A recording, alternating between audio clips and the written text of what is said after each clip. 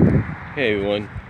Yeah, normally I would probably do a live stream on this, but instead I'm just going to do a straight up video. I've got about 40 minutes or so remaining before I have to head back into work for my lunch. I just spent about, I guess, the first 10-15 eating lunch, which I brought from home. You know, chimichangas, Doritos, you name it. So, along with a Coke. So yeah, you know, I'm just going to do it like this because it's pretty much a little easier and it can upload while I'm working, depending on whether or not I'm out here doing parts like I was about now, a little over an hour ago before I went to lunch, or if I'm inside cashiering or doing whatever they need me to do till 4:30. But anyway, I'm here to, of course, give you my SummerSlam predictions, you know, because I want to. And now I probably would do a live stream on this tomorrow, but pretty much figure I got the time, I could just do it now. And I do apologize for any wind or noises like you just heard there. When you do videos out in public, you're bound to get that, especially around lunchtime. The only saving grace is school started back up around here, and so far this is yet to be proven to be a minimum day, which I don't think it is. I think the first minimum day for the school district's next week. They basically want to get kids adjusted to the whole, oh, you're back in school now, this is what you're going to be dealing with every other week kind of deal. Basically an 8 to 3:30 schedule or whatever. But yeah, I wanted to talk about SummerSlam, give you my thoughts on everything on what I believe is going to happen. Now, first of all, I'm going to say this. Well, there goes the school bus right over there, so maybe it is a short day. Don't know yet. We'll find out if any kids start showing up early. And again, I apologize for the wind and any noise.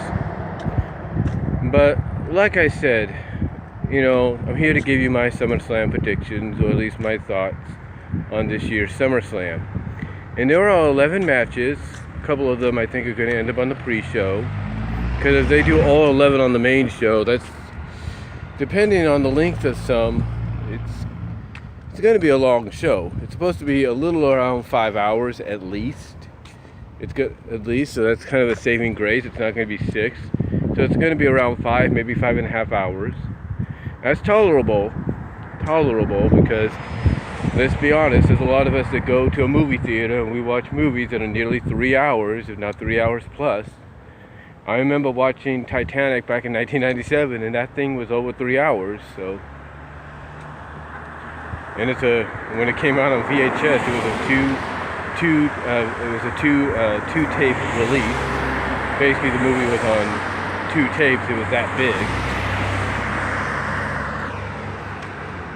You know,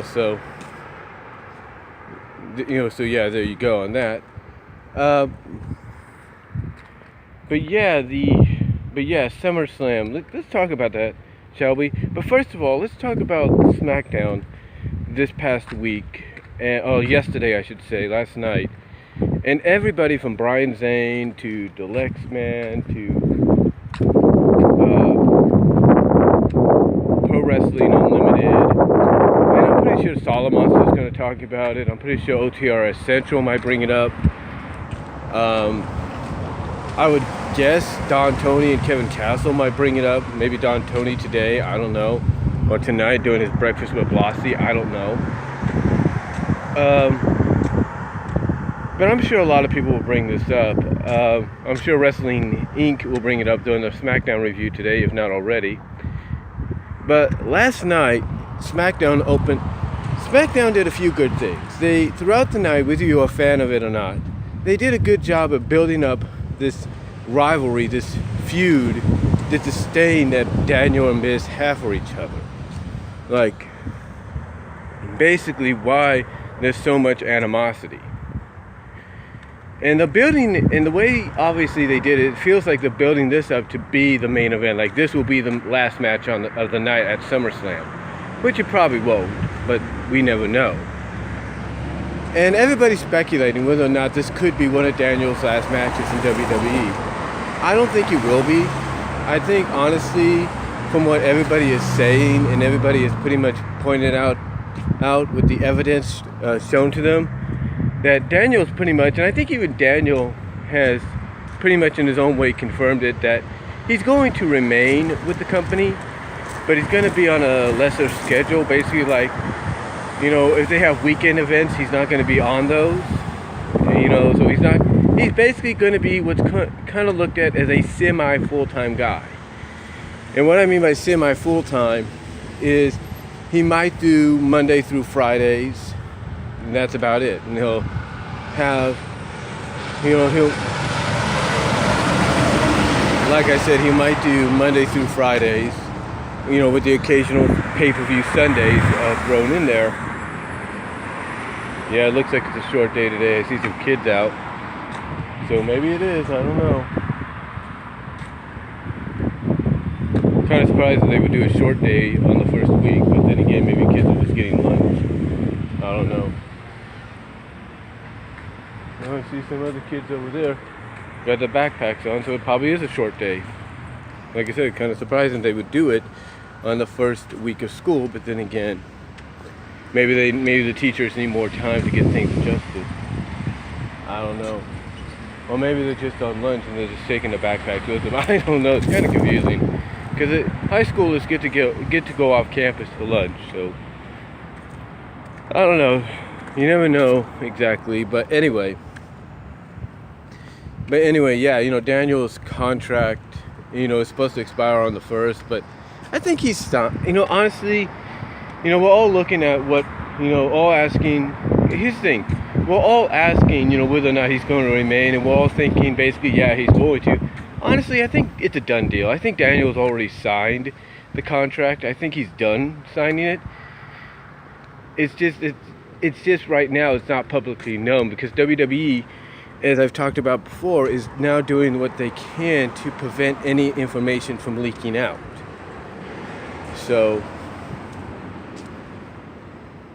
yeah, you know, I think Daniel is going to remain. And, you know, if his contract expires and he ends up leaving, I don't think it'll be for long. I think he might just take a break or something, but that's about it. Or he might get an extension so they can do some kind of storyline to write him off. I'm not really sure. So he can spend time with his family. I'm not, you know, saying yay or nay on that. So I don't know. I don't really know, but honestly, I think it's a done deal. I think he's going to stay. Pretty much all the evidence, like I said, is there. Everybody that I've talked about has pretty much said that Daniel's family is pretty much integrated with WWE. You know, his wife, of course, being one of their featured stars. You know, in the ring and out of the ring with, you know, with Brie Bella and Total Bellas and Total Divas and then whatever else show they might be thinking of. You know, you got John Laurinaitis dating or married to the Bella's mom, so he's pretty much the father-in-law there or close to it. So yeah, I think Daniel's going to be okay because I think Daniel's going to remain because here's the thing about going back to independent promotions. Yeah, you can wrestle when you want to wrestle. But sometimes an independent promotion can't really be trusted because they might book you at a time you don't want to be booked. And most of the time they would book someone like a Daniel Bryan on a weekend. They would book him on a Saturday or whatever, when they know pretty much he wants to spend time with his family. So yeah, I think his safer choice, like everybody has said, is just to remain with the WWE and you know, work with any kind of schedule they give him there. And I think, you know, they don't want him to end up showing up, let's say, on Impact, you know, a couple of days after the first, and all of a sudden he's given a shot at the championship against Austin Aries at Battle for Glory and he wins it. I don't think WWE is going to appreciate that. So, because that would literally give viewership, all the viewership they used to have, right to Impact, and Impact, pretty much because of that, could end up becoming the competitor that people want it to be. And the same goes for New Japan and Ring of Honor. So I don't think WWE wants to chance that, especially with the fact that Ring of Honor and New Japan have sold out Madison Square Garden. Or sold out Madison Square Garden. I don't think Vince is going to want a chance giving any more momentum to other promotions out there. So I think honestly Daniel's pretty much set. He's going to remain. There's no doubt about that. So I don't think we have to worry about him leaving anytime soon. If he does, he does. But pretty much it's come out and word has come around that he's pretty much signed something. It hasn't been finalized yet, but he's pretty much, I guess, given his word he's going to resign or something. I don't know. But honestly, I don't see Daniel leaving whatsoever. So yeah, getting back to what they did on SmackDown, apparently they did a great 3-part documentary building up to this match at SummerSlam. Like I said earlier, you would think this would basically be the main event, the final match on the show, and a lot of people would agree it should be. But obviously, it's not going to be. Not the way WWE likes to do things. Now, the other notable thing that happened on SmackDown was Charlotte Flair. No, there wasn't no wardrobe malfunction or anything like that. It was during the opening promo. You see, Charlotte Flair, in rebuttal to Carmella, and what Carmella was saying and talking about, basically Carmella brought up the reason why Carmella's been so fortunate to hold on to the Women's Championship on SmackDown. She even went as far as to say the only reason you were able to beat Asuka is because you had to dig up you had to bring back James Ellsworth to do it. And and then she asked Carmella, and you wonder why the fans don't respect you seriously? After she said that, she said the one line a lot of people have been saying kind of feels like it's a shot taken, but I don't think it is. But it feels like a shot taken to previous generations or previous eras. And that is, Charlotte basically pointed out to Carmella, the reason people don't respect her or cheer for her is because she's a diva living in a woman's era. Pretty much Charlotte. And I think they got a decent, if not a loud, massive pop there, from what I understand, because basically what Charlotte said to Carmella is exactly how every fan who is not, it basically is exactly what every fan, casual or hardcore, has said about Carmella's reign as champion, and Carmella in general. That she is, heck, I even said it in a super chat. I mentioned it in a super chat to Deluxe Man one time, Alex, when he was, he was reviewing Money in the Bank. I think it was Money in the Bank, I believe. Yeah, it was Money in the Bank. When he was reviewing Money in the Bank, if you will, I think it was Money in the Bank. I don't know if it's Extreme Rules, but it was one of those. But when he was reviewing one of those, I mentioned to Alex that basically in a super chat, I said Carmella is basically a diva pretending that Carmella's gimmick, if not personality, if you will, or on-screen character, is basically she's a diva pretending to be a women's wrestler. And Alex agreed on that. And I've said this many times before, I think in other videos. Carmella, with all due respect, is basically a diva. She's more diva than wrestler. And everybody has called her out on that. I don't think it was just me. I think even people before I said that on the super chat with Deluxe Man, I basically said, I'm sure a lot of people have said the same thing. Carmella is nothing more than a diva.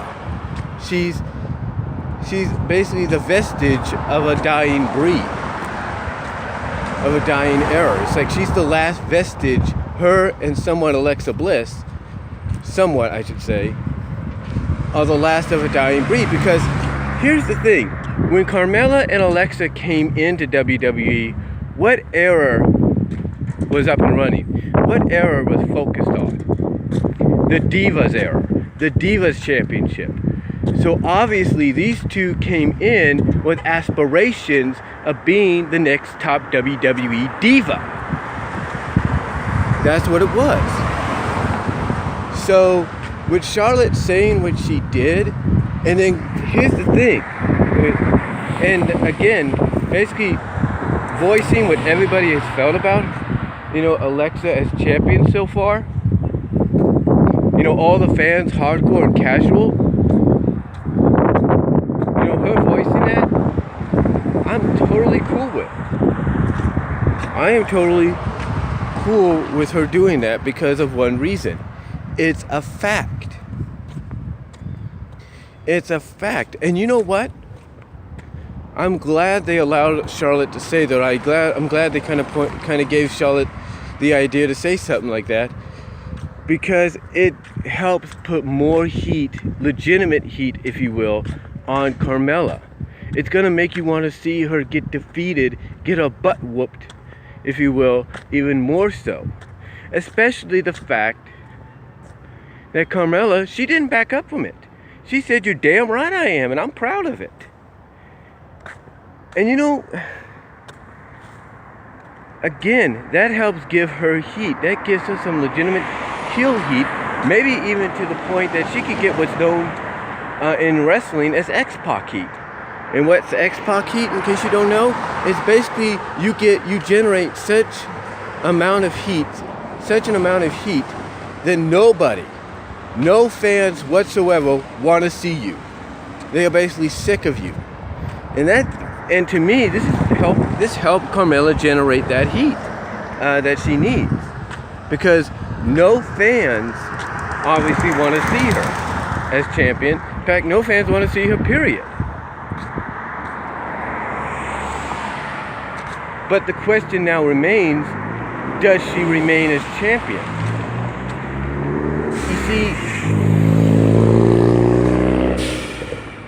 You see, that's the thing. We don't know.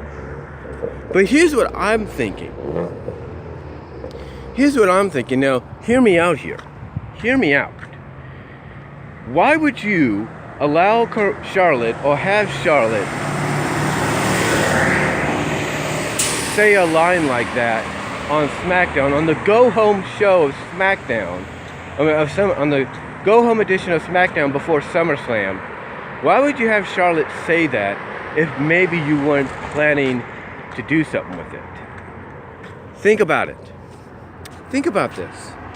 Here's the thing. You've had all these opportunities before SummerSlam for either Asuka in her own unique way, maybe Becky, or any other woman on the roster to call Carmella out and say exactly what Charlotte said on SmackDown. But you didn't. You waited until the go-home show of the SmackDown go-home show to SummerSlam. And why? Because something tells me they are planning to do something with this. They are planting the seeds to do something with this. I mean, think of the timing. We are basically what? 2 months away, a little over 2 months away from Evolution, the first WWE Women's pay-per-view. Think about this. You have Charlotte calling Carmella out on what she really is. Carmella not denying it. What if WWE is planting the seeds for a group of women that prefer to be called, or prefer to be nothing more than divas, or prefer to be called divas, or be known as divas? What if they're going to start a storyline where a group of divas, along with Carmella and maybe Alexa on Raw, some kind of a co-branded thing?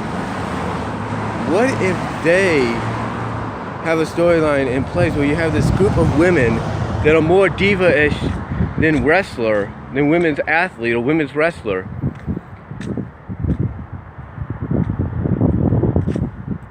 what if they're planting the seeds with Charlotte saying that statement? Because think about it. What other women on the SmackDown roster are very diva-ish? Oh, that's right. Let's see. The Iconics. The Iconics are very diva-ish. The Iconics are diva-like. Okay? Billie Kay and Peyton Royce. And they've been buddy-buddy at times with Carmella. There you go. Who else? Oh, Mandy Rose. One half of Absolution. Or what's left of Absolution. Think about it. You could have Mandy Rose turn on Sonya Deville. I know that sounds crazy, but look, if Raw has Ronda Rousey, why can't SmackDown have Sonya Deville? I'm just saying. But the point is, folks, the point I'm getting at, folks, is this. They could be planting the seeds with Charlotte making that statement. They could be. And like I said, the timing is, almost ironic because Evolution is what? A little over 60 days. What is it? What's today?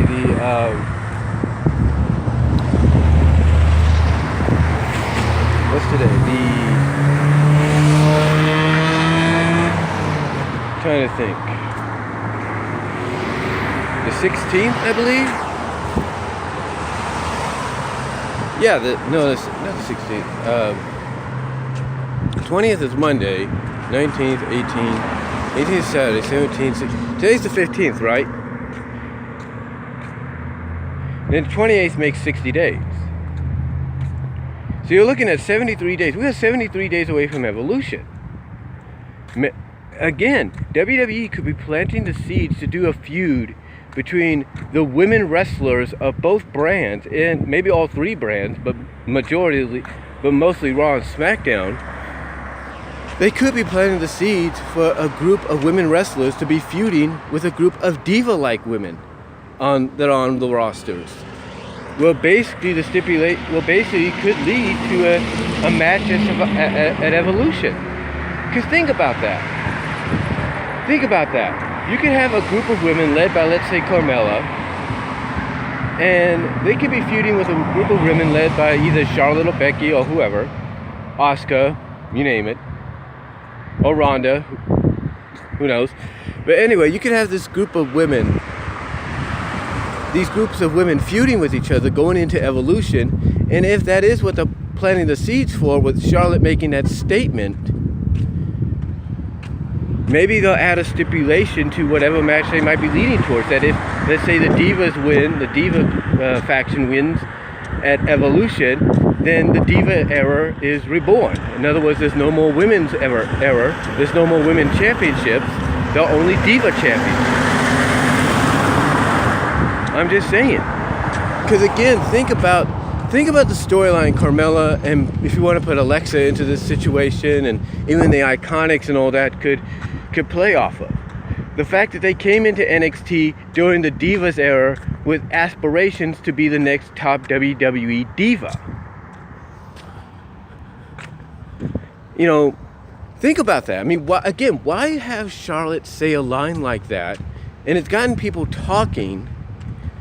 It's got every corner of the internet, wrestling community and analysis, whatever, talking. Why would you have her do that?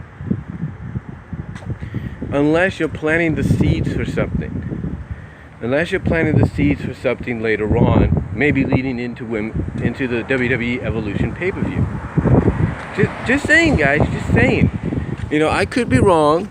I could be wrong, but I'm just saying. It makes, to me, there's more to it. I mean, you have all this time beforehand for someone like a Charlotte or a Becky or an Asuka, or even the freaking SmackDown general manager herself, Paige, to say something, and yet you don't.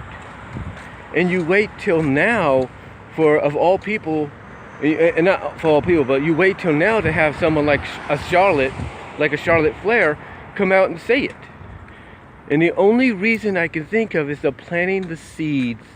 They are planting the seeds for something in the future. But again, maybe I'm speculating. Maybe I'm speculating into it too much. Who knows? I don't know. But let me know what you guys think about that, because I think honestly there's more to Charlotte saying that line than is being let on.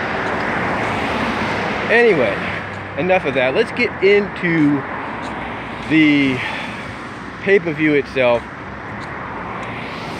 Let's get into the kickoff show matches first, because you know there's bound to maybe be 3 kickoff show matches, 3 perhaps. If not, I'd be surprised. But let's take a look at the 2 that are right now currently scheduled. We have Lana and Rusev against Andrea Cien and Zelina Vega.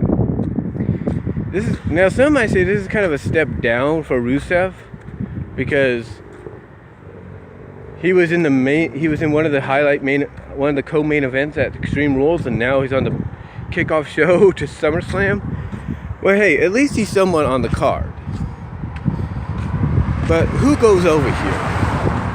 Well, that's a good question. Apparently, Rusev and Lana are playing the baby faces. So, it's kind of a toss-up. But I think they're still going to go with Andrea and Zelina. Because if they're going to push Andrea Cien as the next top star for SmackDown, and possibly the next in line for a championship shot, whether it's the US or the WWE title, then I would expect Zelina and Andrea Cien to go over. And I would expect it because we got a little bit of a video uploaded by Aiden English, saying that he wasn't going to screw up, that he promises he's making a promise to Rusev and Lana about things, basically making a promise to help them out, which a lot of people are pretty much speculating is going to be a heel turn. Pretty much he's going to turn on them, so we'll have to wait and see. But even with the speculation of an Aiden English heel turn, I expect Andrea Cien and Lana to, not Lana, but Zelina to go over in this matchup. Because again, if you're building up Almas to be this next top guy, especially next top luchador kind of guy for your company and for your SmackDown brand, this is the best choice to go. The other kickoff show match is for the Raw Tag Team titles, the B Team versus the Revival. Logical sense would say you want to go with the B Team because they've been on a roll and the fans actually are getting behind them. The fans love them. So you think that would probably be the best option to go with? But we'll have to wait and see what they do. Some are speculating that the Revival is going to get it because it's, suddenly now they're getting built up and, getting this push. So, and they've been focusing on them, always watching and waiting their opportunities. So again, this is another toss-up on the kickoff show. But either way, I think what WWE is trying to do is plant the seeds for possibly, if Matt Hardy doesn't retire, which I don't think he will just yet. I think he's going to wait until he gets one last ultimate deletion-like segment or whatever out of this. But I think whoever wins here, it's just going to lead into WWE's interpretation of Tag Team Apocalypto. I just get this feeling because, the Hardys ended the year and somewhat ended their run with TNA Impact Wrestling when they did Tag Team Apocalypto there. So I would assume that's what's going to happen here, that WWE is probably planting the seeds along with the help of the Hardys to do a tag team like Apocalypto segment or event, possibly on the final Raw of the new year. I'm speculating that. I could be wrong, but that's just just the feeling I get. So, yeah, I don't know who. Again, this is a toss-up as well. This is a toss-up more so than the mixed tag team match. Alright, let's get into the actual card now. We got the Cruiserweight Championship match, which potentially could be on the kickoff show, could also be on the main card and open up the show. Cedric Alexander and Drew Gulak. Both these guys obviously know each other because, let's be honest, they probably faced each other several times on the independents, so they know each other's style. People are definitely predicting a classic here or a possible show stealer. But what would the outcome be? And I think right now the outcome is probably going to be Drew Gulak, because Cedric's had a good run. But if you're good, but whenever Mustafa Ali comes back from his injury, his over-exhaustion, if you will, then I would expect Mustafa Ali to challenge Drew Gulak, which makes sense. It's got an international-like flavor. So I would expect Drew Gulak to walk out with the championship. If they keep it on Cedric Alexander, then you know what? You might as well put him in a multi-man match at the Clash pay-per-view against three other guys, and I would expect those three guys would have to be Gulak, Ali, and Lio Rush. You got to make Lio Rush one of the top guys. If not, then Cedric Alexander's next opponent individually should be Lio Rush if he retains. So yeah, I would expect Drew Gulak to walk out of this, because I think it's time for a bit of a switch up on the 205 Live brand and basically go from there. Let's see. Let's check them out. Now, next up, we have the United States Championship match, Jeff Hardy against Shinsuke Nakamura. This potentially could be a pre-show match or kickoff show match, potentially. But it is Jeff Hardy, it is Shinsuke, so I don't think that may happen. But what's surprising is Randy is not in this match, but I expect Randy to interfere. So that might lead to a triple threat at the Clash. So SummerSlam, I think, with this match, probably is going to be building up to a Clash triple threat between these two, between Hardy, Nakamura, and Orton. So I expect Nakamura to win this encounter. I really do. They'll have a good match, but I expect Nakamura to win. Alright, next up, we have... What else do we have? We have Kevin Owens and Braun Strowman for the Money in the Bank briefcase. Now this is a toss-up, because they're teasing the idea that Owens will be able to beat Strowman no matter what. He'll be able to beat him by DQ or count out, and he'll get the briefcase. And people are pretty much already predicting that's going to happen. Owens is going to win, he's going to get the briefcase, and he's going to cash in on whoever the Universal Champion is. Most likely it'll be Roman Reigns, so you can do Roman and Kevin. I mean, some are saying you got the advertisements already out there of Owens and Reigns for Hell in a Cell, so some are saying it makes sense that it's going to be Owens cashing in on Reigns or something like that. That's true, you do have the advertisements already for Hell in a Cell, but that stuff could change. You know, just because Owens is in this matchup doesn't mean he'll win. What it means is he can potentially become champion, but then you could have someone like Braun Strowman really stick it to him in Hell in a Cell. Just saying. So, this is a bit of a toss-up. I mean, a lot of people have said it best. If you're going to basically take the briefcase away from Braun Strowman, why'd you even give it to him in the first place? You know, why even do that? I mean, yeah, it was the popular decision, and yeah, you probably were in a bind because you knew fans wouldn't like certain decisions that you would go with. But here's what I think happened. I think originally it was supposed to be Kevin Owens to win Money in the Bank, and then they decided, nope, fans may like it, but they'll probably turn on it because they know what's going to happen. Let's give it to Braun. And that's what they did. So again, Again, I don't know exactly what's going to happen here.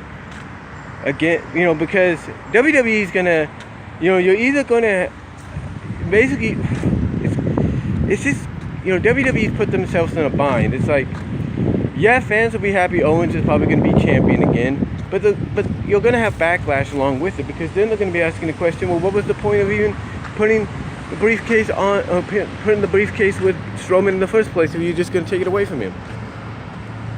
Who knows? Anyway, I don't know exactly what would happen here. What's going to happen here? I mean, I will say this though, whatever the outcome is, obviously it's going to lead to a cash-in later that night. I mean, if Strowman wins, then Lesnar's winning and Lesnar's getting cashed in on. If Roman wins, then Owens. If Owens wins, then Roman's winning and he's going to get cashed in on. Because let's be honest, there's no way Brock Lesnar's going to say, "Oh yeah, let Kevin Owens come in and beat the crap out of me." Ain't going to happen.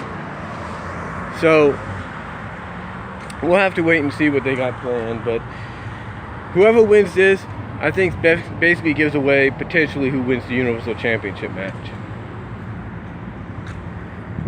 Then we have the Intercontinental Championship. Dolph Ziggler, Seth Rollins, Dolph with Drew in his corner, Seth with the returning Dean Ambrose. Some are predicting a Dean Ambrose heel turn. It would make logical sense. You need something to get your attention on Raw, so going that route would make logical sense.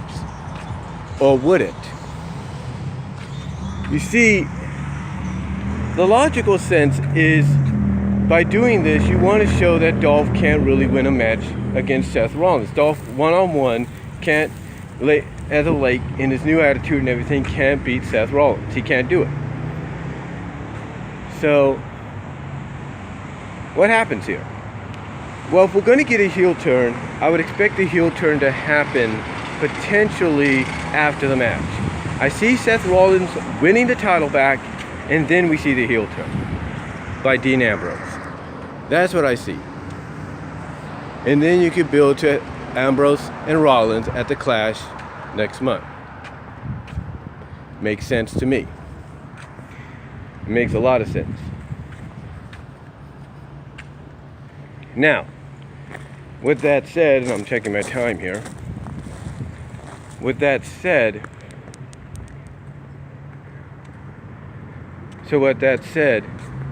what happens if Dolph wins? I think obviously you're going to go take Rollins, you're going to put him with McIntyre, and you're going to put Ziggler against Ambrose. I think that's obviously what will happen next. Because if they go the Dolph route and let Dolph keep the title, you're going to go Ziggler Ambrose, and then you go Rollins McIntyre. Makes sense. It makes some sense there. All right. Let's see. And let's see. We talked about the Cruiser, the US, the Money, the Intercontinental Tag Team title time. Let's talk about the SmackDown Tag Team titles. I expect the Bludgeon Brothers to retain. That's all I'm going to say. I mean, we'll have a good match. If they go with the New Day, that'd be great. But I think they're setting the Bludgeon Brothers up to go against Sanity. That's what I think they're doing. We said that a lot, but I think that's obviously the plan. So, or maybe they're setting them up to go against Cesaro and Sheamus. One of those two. So I expect the Bludgeon Brothers to walk out with the championships here. They'll have a good match, but they're going to walk out with the titles. So that's 5 right there, right? Cruiser, Intercontinental, US, Money. Cruiser, Intercontinental, US, Money, and Tag, right? Let's talk about number 6. Miz and Daniel Bryan. I expect the Miz and Daniel Bryan to be a show stealer, be more story driven than anything, and I expect Daniel Bryan to win. I do. I know some people are saying it's a toss-up because you don't know what the outcome could be, but I expect you will have Daniel Bryan beat The Miz. I really do. So, like I said, I think Miz is going to retain. I think Miz will get the last say with like an after-match beatdown, but I think Daniel Bryan's going to beat The Miz. I really do. And it's going to be a good one. It's going to be more story-driven than anything. I really think so. All right, seventh match. Seventh match, we have the WWE Championship. We have AJ Styles and Samoa Joe.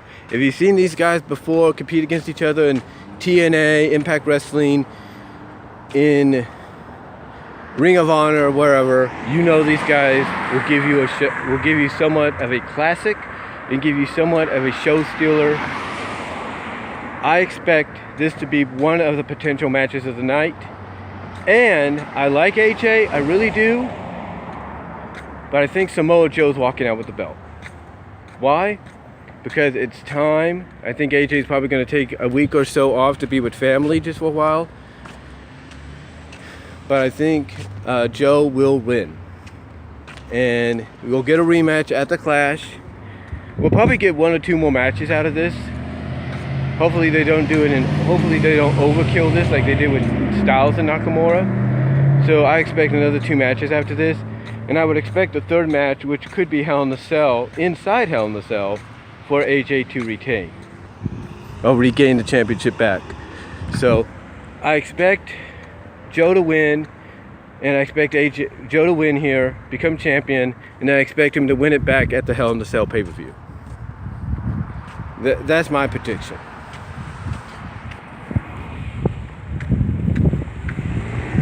All right, let's see. That was Cruiser, US, Money, Intercontinental, Tag, Daniel, Miz,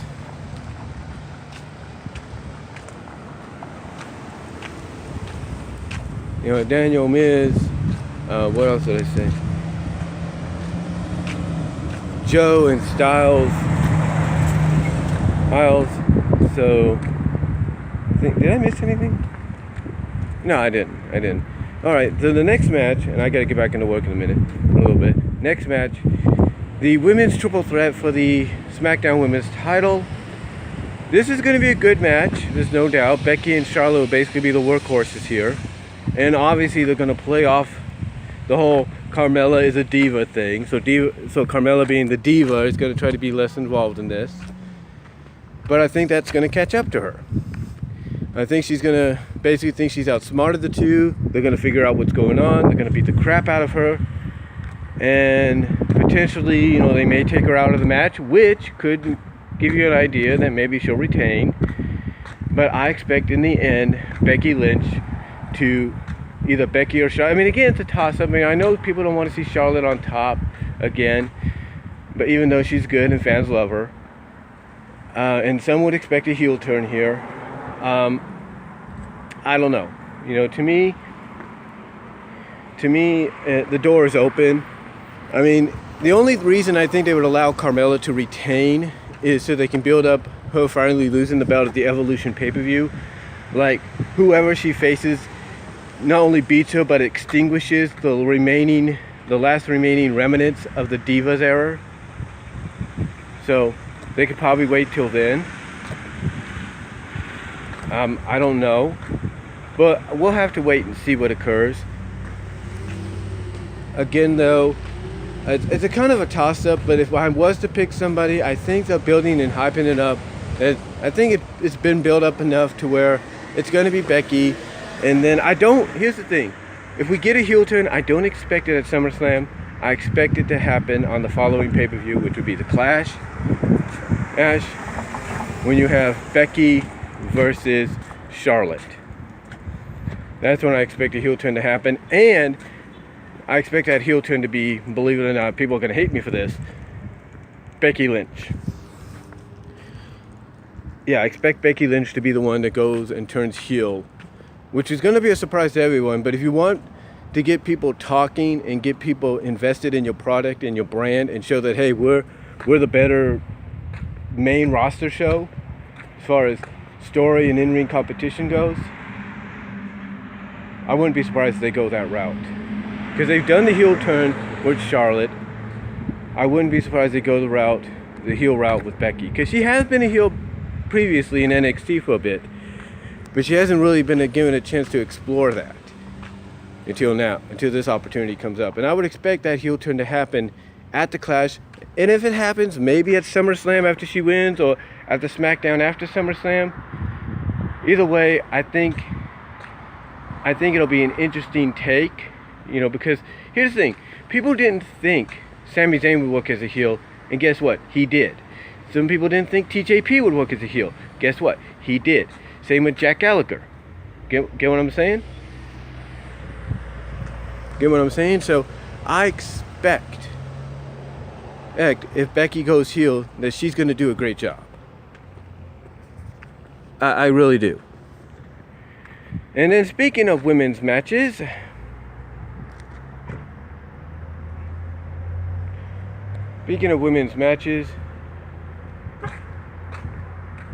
we have the Raw Women's Championship, Ronda against Alexa. I think, to quote the Lex Man, don't be cute with this. Don't do what you did at WrestleMania with Alexa and Nia. Do what you should have done. Have this be a squash. Have Alexa try to get some upper hands on Ronda.